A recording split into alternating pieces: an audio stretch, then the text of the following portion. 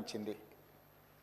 వెనుకబడిన తరగతుల, షెడ్యూల్డ్ కులాల, షెడ్యూల్డ్ తెగల మరియు మిగతా బలహీన వర్గాలకు చెందిన ప్రజల అభ్యున్నతి నిమిత్తం వివిధ సామాజిక, ఆర్థిక, విద్యాపరమైన, ఉపాధి, రాజకీయ అవకాశాల ప్రణాళికలను రూపొందించి అమలు పరిచేలా తెలంగాణ మంత్రివర్గము 4/2/2024 తేదీన చేసిన సిఫార్సు మేరకు తెలంగాణ రాష్ట్రమంతటా సామాజిక, ఆర్థిక, విద్యాపరమైన, ఉపాధి, రాజకీయ కుల సర్వే, కులగణన, ఒక సమగ్ర ఇంటింటి కుటుంబ సర్వేను చేపట్టాలని సభ ఏకగ్రీవంగా తీర్మానించింది.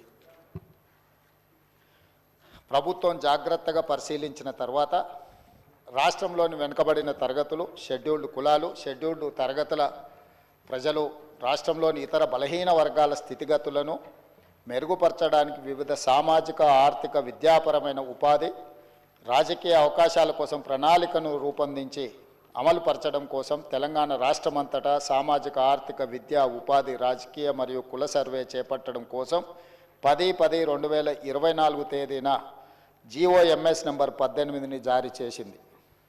అధ్యక్ష, ప్రభుత్వం 19/10/2024 తేదీన 122/Cabinet/A2/2024 మెమో ద్వారా సామాజిక, విద్యా, ఆర్థిక, ఉద్యోగ, రాజకీయ మరియు కుల సర్వే నిర్వహణను పర్యవేక్షించేందుకు గౌరవ నీటిపారుదల మరియు CAD, ఆహార మరియు పౌర సరఫరాల మంత్రివర్యులు శ్రీ N. ఉత్తమ్ కుమార్ రెడ్డి గారి అధ్యక్షతన కమిటీ ఏర్పాటు చేసింది.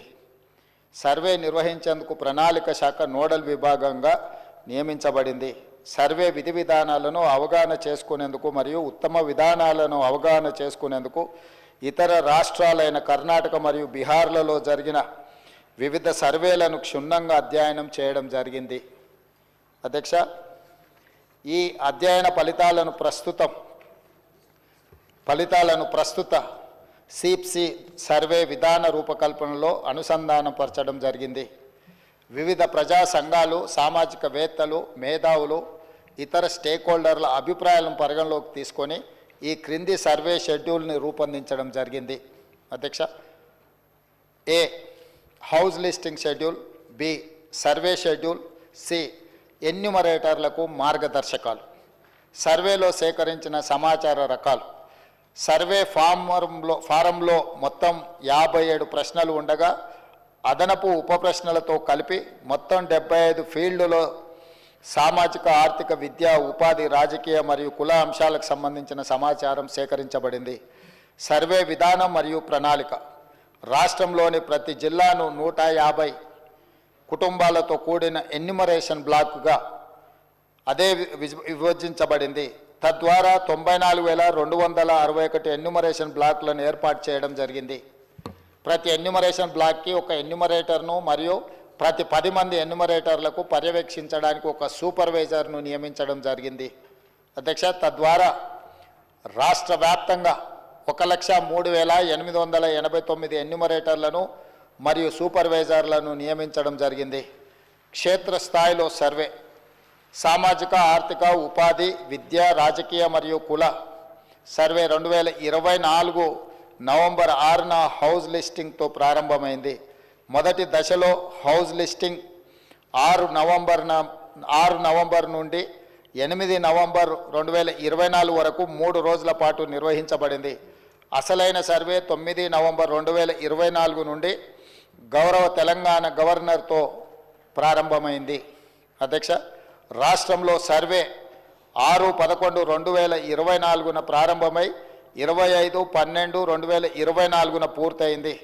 50 రోజులు సర్వే ముగిసే సమయానికి మొత్తం సర్వే చేసిన కుటుంబాల సంఖ్య గ్రామీణ ప్రాంతాలలో 66,99,602 మరియు నగర ప్రాంతంలో 45,15,532 కాగా మొత్తం సర్వే చేసిన కుటుంబాల సంఖ్య 1,12,15,134. హౌస్ లిస్టింగ్ చేసిన మొత్తం 1,15,71,457 కుటుంబాలకు గాను 1,12,15,134గా ఉంది. ఇది సర్వే కవరేజ్ను 96.9% సూచిస్తుంది. ఇతర కారణాల వల్ల సర్వే చేయని కుటుంబాల మొత్తం సంఖ్య 3,56,229. ఎక్కువగా సర్వే చేయని కుటుంబాలు జిహెచ్ఎంసి మరియు ఇతర నగర ప్రాంతాలలో ఉన్నాయి. అదేవిధంగా అధ్యక్ష, రాష్ట్రంలో డేటా ఎంట్రీ 20/11/2024 ప్రారంభమై 25/12/2024 పూర్తి అయింది. డేటా ఎంట్రీ పూర్తి చేయడానికి మొత్తం 36 రోజుల సమయం పట్టింది. 2024 ఫిబ్రవరి 4న మంత్రిమండలి తీసుకున్న నిర్ణయానికి అనుకూలంగా సర్వే అన్ని అంశాల్లో 1 సంవత్సరం లోపు విజయవంతంగా పూర్తి చేయబడింది.